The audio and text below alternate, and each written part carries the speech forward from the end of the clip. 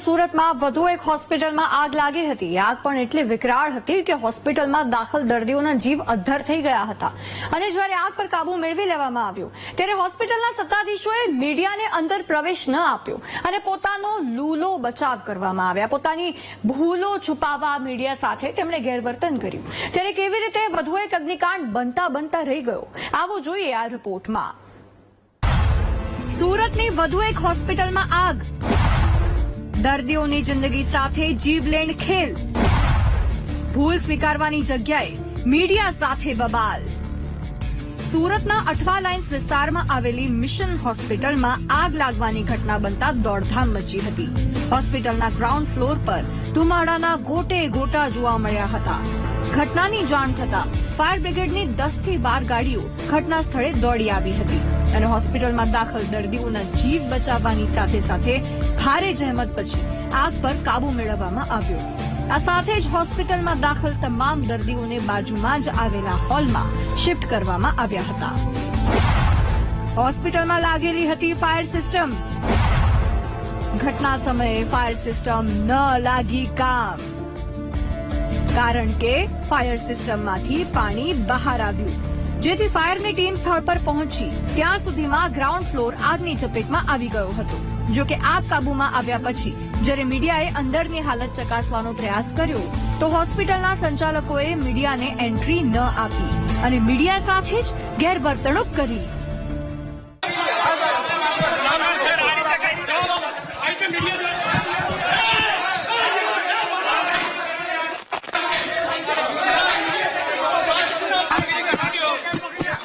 आधा घंटा के बाद में आधा घंटा के बाद मैं बैठ जाता हूँ।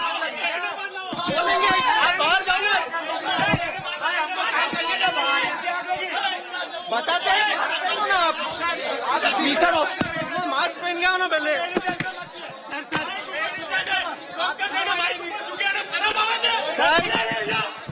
सर बाहर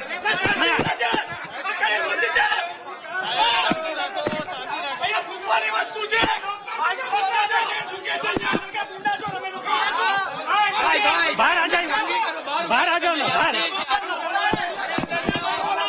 चलो बाहर आ जाओ, बाहर आ जाओ, बाहर आ जाओ। જો ને હોસ્પિટલના સત્તાધીશો અને જવાબદારો મીડિયા સાથે વાત કરવા પણ તૈયાર ન હતા અને મીડિયાએ સવાલ પૂછ્યા તો ઉશ્કેરાઈને હાથાપાઈ કરી, પછી ત્યાંથી નાસી ગયા। પરંતુ આગ લાગી ત્યારે જેણે દર્દીઓના જીવ બચાવ્યા તેવા પ્રત્યક્ષદર્શી સાથે અમે વાત કરવાનો પ્રયાસ કર્યો। મેં તો 8 વાગે આવ્યા કરતો અને ખબર પડી કે મિશન હોસ્પિટલમાં કેર હોસ્પિટલમાં આગ લાગી છે।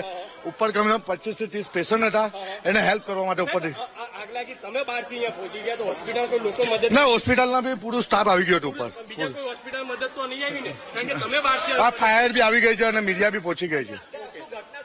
એ કઈ ખબર નથી, એટલી ખબર પડી કે આટલી મોટી હોસ્પિટલમાં ક્યાં આગ લાગી ગઈ ખબર નથી, પણ ઉપર બીજા મારા આઈસીયુ રૂમના સામે પેલા રૂમમાં પેશન્ટ હતા, એને અમે નીચે લઈ આવ્યા। હોસ્પિટલમાં આગ કેટલી ભયાનક હતી અને તેના પર કાબુ મેળવવામાં કેમ મુશ્કેલી પડી તે પણ અમે ફાયર અધિકારી પાસેથી જાણવાનો પ્રયાસ કર્યો। આગ લાગવાનું કારણ હજુ જાણવા મળેલ નથી અને ફાયર કંટ્રોલમાંથી મેસેજ હતો કે ગ્રાઉન્ડ ફ્લોર ઉપર કંઈક ફાયર છે, પણ due to the sensitivity of scenario ઘટના સ્થળ ઉપર 10 થી 12 ગાડીઓ રશ કરવામાં આવી હતી અને એટ પ્રેઝન્ટ પરિસ્થિતિ કાબુમાં છે। સર આગ કઈ જગ્યાએ લાગી હતી, જ્યારે ટીમ અંદર પહોંચી તો કઈ રીતની તકલીફ હતી? ગ્રાઉન્ડ ફ્લોર ઉપર કંઈક એક્સરે રૂમની બાજુમાં કોઈક રૂમ બનાવેલો છે, એમાં ફર્નિચર ને બધી જે કે એમના બધા દવાઓ ને બધું મૂક્યું હતું, એની અંદર આગ લાગેલી હતી, પણ ધુવાડો નીકળી શકતો નહોતો અને પુષ્કળ પ્રમાણમાં ધુવાડો જનરેટ થયેલો હતો, જેના કારણે અંદર જવામાં બહુ તકલીફ પડી હતી, પણ એની હાવ અમે ફોર્સ એન્ટ્રી લઈને ફાયર ફાઇટિંગ કરેલી છે। આ ઘટનાને લઈને સવાલ એ થાય છે કે હોસ્પિટલની ફાયર સિસ્ટમ કેમ કામ ન કરી? શું ફાયર સિસ્ટમ માત્ર દેખાડા પૂરતી લગાવાઈ હતી? એક પણ દર્દીનો જીવ ગયો હોત તો જવાબદાર કોણ હોત? કેમ હોસ્પિટલના સત્તાધીશોએ મીડિયા સાથે ગેરવર્તન કર્યું?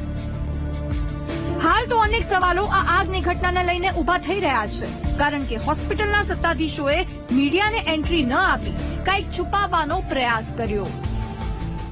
સુરતમાં આજે ફરી એક વખત હોસ્પિટલમાં આગની ઘટના સામે આવી। સુરતના અઠવા લાઇન્સ ખાતે આવેલી ખૂબ જ પ્રખ્યાત એવી 7 ડેઝ જે મેટાસ હોસ્પિટલ આવે છે તેની અંદર આગની ઘટના બની તેને લઈને ભારે અફરાતફરી મચી ગઈ હતી. ફાયરની ટીમ, પોલીસની ટીમ ઘટના સ્થળે પહોંચી. ભારે ધુમાડાને પગલે ફાયરની ટીમને પણ ત્યાં જવા માટે ખૂબ જ મુશ્કેલી પડી હતી. ત્યાર બીજી તરફ જે 20 જેટલા દર્દીઓ જે છે તેને પણ રેસ્ક્યુ કરીને અન્ય જગ્યાએ ખસેડવાની નોબત ઉભી થઈ હતી. અને આ તમામ ઘટનામાં સદનસીબે કોઈ જાનહાની નથી થઈ, પરંતુ ભારે ભયનો માહોલ ફેલાયો હતો. કેમેરામેન દેવેશ સોલંકી સાથે ધ્રુવ સોમપુરા, વીટીવી ન્યૂઝ, સુરત.